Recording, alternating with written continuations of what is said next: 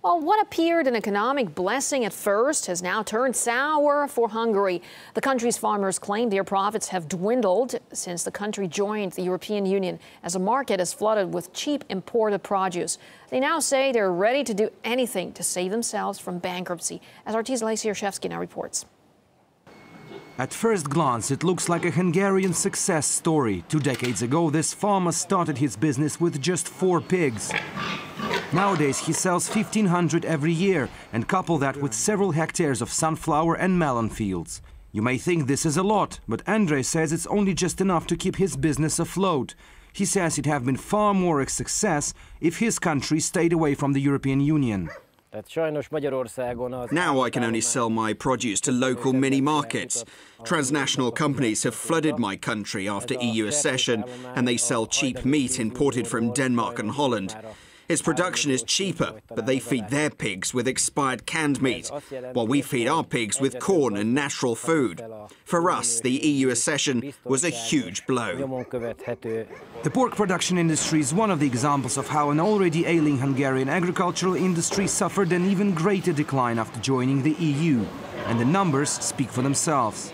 In the late 1980s, there were more than 12 million pigs in Hungary, primarily meant for export to other countries of the socialist bloc. By 2004, when the country became member of the European Union, there was only a half of it left. Now, 10 years later, the figure stands at around 3 million.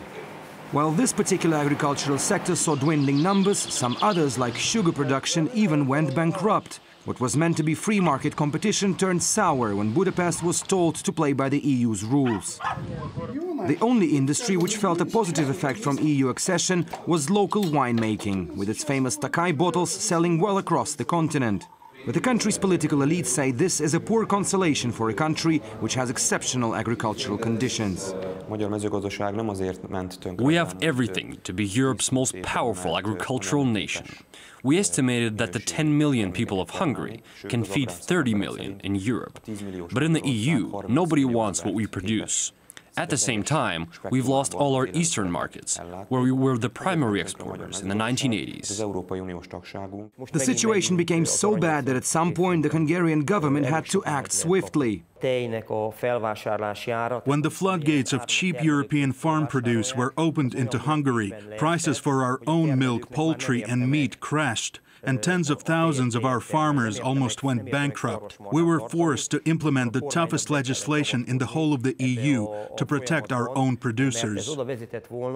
One of those measures was the introduction of a moratorium on purchases of agricultural land by foreign nationals, amid fears huge transnational companies would swallow up everything for themselves, with no benefit for the local community. It expires next year, and Andrei doesn't understand yet what that would mean for him and his colleagues.